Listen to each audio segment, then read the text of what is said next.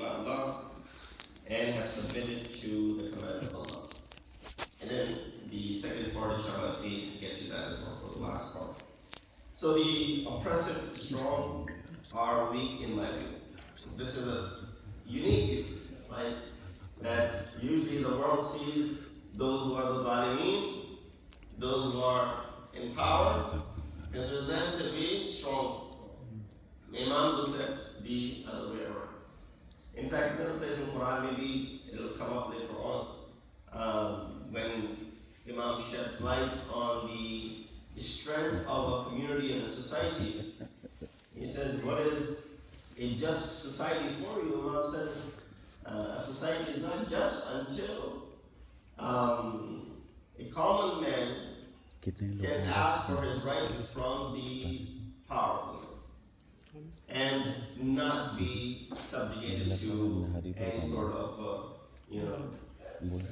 pressure, bigotry, discrimination, or any of those sort of things. So since many of these painful events that took place in the time of Imam, the bloody wars that took place, from Siffin to Jamal to Nahrawan, this is the last of the 3 wars that Imam is speaking after.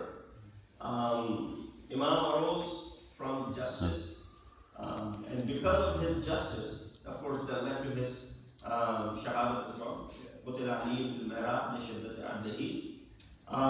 People for years have become accustomed to the zalimeen and the zulm, especially in the time of the first 3 caliphs after the Wafat of Rasulullah, and more especially in the time of the 3rd caliph, where during his reign they were not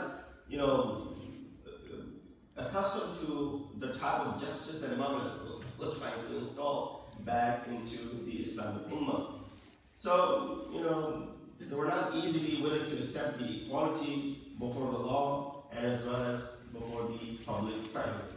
So right away they go and ask for they say, well, this is our share. So, well, how is this your share? Well, because the previous administration used to give it to us, so now it's our share. The previous administration used to give it to you. That does not make it automatically halal for you. Now there are some rules and regulations that are in place. So that also led to a lot of people becoming, against Imam, standing up against Imam. So in this part of the sermon, Imam emphasizes that I will never abandon this path. You think just because few of you had different experiences in the time of the period calendar and got accustomed to it, you got used to it, I'm not going to go ahead and abandon this path. And I accepted this caliphate in order to establish truth and justice. Otherwise, there's no reason for me to be your leader. And you take the right of the weak from the strong. That's what's been happening. The weak have been put under pressure. Their rights have been taken away. And I'm here to reverse that. For this reason, the oppressed and the powerless is dear to me. Imam said, he is aziz to me. And he's dear to me until I take his right for him. And the oppressive and the strong is insignificant in my perspective until I take from him the rights of others.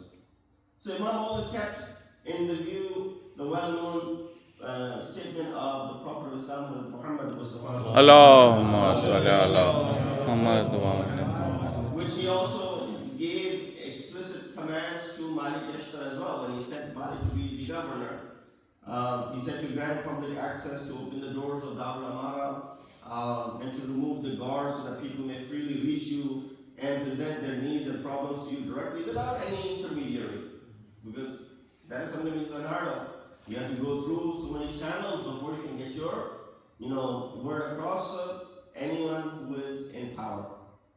So Imam answered, this is because I heard this statement many times from the noble Prophet, who used to say, لَن تُقَدَّسَ أُمَّةٌ لَا يُؤْخَذُ لِلضَّعِيفِ فِيهَا حَقٌّ مِنَ الْقَوِيِّ حَتَّى مُتَّقِئٍ. A nation in which the right of the weak, this is what I was quoting and misquoted. A nation in which the right of the weak is not taken from the strong with clarity will never be purified and will never see prosperity. You want to see a prosperous nation?